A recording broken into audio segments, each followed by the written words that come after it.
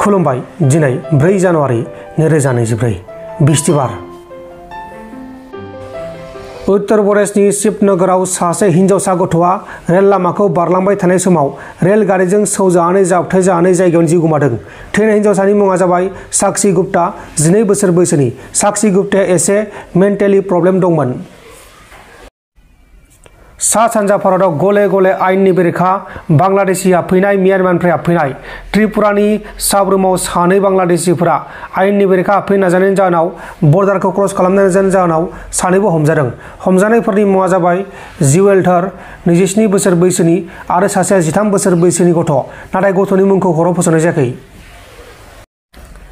थांनाय साननैसो सान सिगां एबसुआ दावराव देख्रेब नार्जारी आरो अमर सिंह ब्रह्ममोनखौ सोंखारनायनि सायाव अमर सिंह ब्रह्मआ फिनजाथाय होदों। अमर सिंह ब्रह्मआ बुंनाय बायदिब्ला दिपेन बर'आ आंखौ कालिदास होनना बुंदों। अपेन डिबेट लिंनायाव पार्सनेल एटेक खालामदों। बिथांमोना सोमावसारनाय समाव आंनाव 2000-4000 रां फैयोमोन आरो आं हरोमोन, बेबायदिहाय बुंदों। दुलाराय बर' फरायसा आफाद एबसुनिफ्राय जे दावराव देख्रेब नार्जारी आरो अमर सिंह ब्रह्मनि सायाव जे गाज्रि जे व्यक्ति आक्रमण पार्सनेल एटाक जे खालामदों, बेनि सायाव बुंनांगौ दं होननानै आं सानदों। मानो होननानै बुङोब्ला थांनाय 12 तारिख डिसेम्बरावहाय दिपेन बर' एबसुनि प्रेसिडेन्ट बिथाङा बिटिसि एकर्ड आरो बिटिआर एकर्डनि सायाव अपेन डिबेट जानांगौ। दावराव देख्रेब नार्जारी, अमर सिंह ब्रह्ममोनहा सिक्स सिडिउलनि जेसेबां पिएचडि गोनां, डक्टरेट गोनां एक्सपार्ट, सुप्रिम कोर्ट, हाई कोर्टनि एक्सपार्ट लानानै फै। बिथांमोनहा फारसेथिंजाय जिरायगोन, एबसुआ फारसेथिंजाय जिरायगोन, अपेन डिबेट जानांगौ होननानै बिथाङा निजेनो डिक्लेयार होदोंमोन। बिनि उनावहाय 14 तारिखआव जोङो दावराव देख्रेब नार्जारी आरो आं अमर सिंह ब्रह्म सानैबो बे जिनिसखौ दुंब्रुदै ग्रहण खालामनानै एक्सेप्ट खालामनानै एक्सेप्टेन्स लेटारखौबो जोङो बिथांनो दैथायहरदोंमोन। क'क्राझारनि बागानसालिनि हेड अफिसाव बे जिनिसखौ रिसिभ खालामदों। नाथाय दिनैसिमबो बिथांमोनहा बिनि तारिखखौ होनो हायाखै, होआखै। बिनि बादै बिथांमोनहा मा खालामदों, दावराव देख्रेब नार्जारी, अमर सिंह ब्रह्मनि सायाव बिराद गाज्रि पार्सनेल एटाक बिथांमोनहा खालामदों। प्रथमाव दिपेनानो आंखौ खालामग्रोदों। दिपेन बर' बिथाङा आंखौ कालिदास होनदों। बिफांनि बिजौआव गाखोनानै गाहायाव दानस'ग्रा कालिदासजों बिथाङा आंखौ रुजुदों।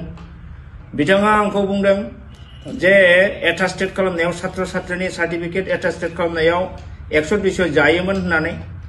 बिथाङा बुंदों आन्दलन पिरियडआव आंहा मोनसेबो कन्ट्रिबिउसन गैया।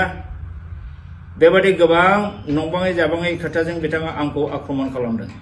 आं दिनै बेखौनो बुंफिननो सानदों जे बिथांना जे मेइन पइन्टआ जाहैदों माने बिटिसि एकर्ड, बिटिआर एकर्डनि सायाव अपेन डिबेटसोमोन आरो बे अपेन डिबेटखौ बिथाङा निजेनो डिक्लेयार होदोंमोन।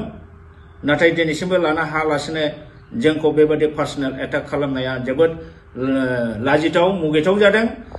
बिथांमोनहा बेबादि स्वभाबनिफ्राय, पार्सनेल एटाकनिफ्राय जानगाराव निजेनो थानांगौ। बिथांमोनहा आन्दलनाव जोंखौ, बिसेसकै आंखौ जेबो कन्ट्रिबिउसन गैया होनना बुंदों। बे खोथा बाथ्राफ्रा मिनिंलेस जादों। कन्ट्रिबिउसन मानो गैया जानो?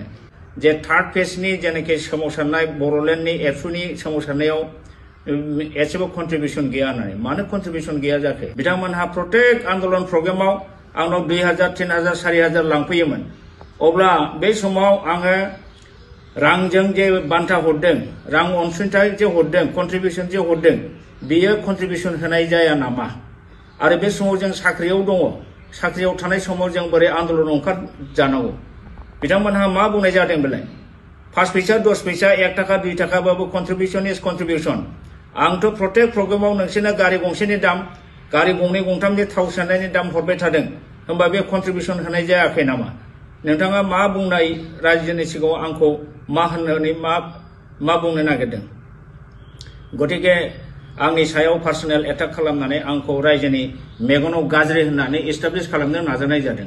जेराव बिटिसि एकर्ड, बिटिआर एकर्डनि मोनसेबो पइन्टखौ रिफारेन्सआव लाबोआलासेनो डाइरेक्ट पार्सनेल माबायाव खोथा बुंनाया बियो डिस्ट्राक्टिभ जादों। नोंथांमोन दिननि खौरांफोरा बेखिनिल'मोन। बेखिनिसिम नायनायनि थाखाय नोंथांमोननिसिम रोजा रोजा साबायखर। गोजोन्थों। एसेनोसै। जय बर' हारिनि।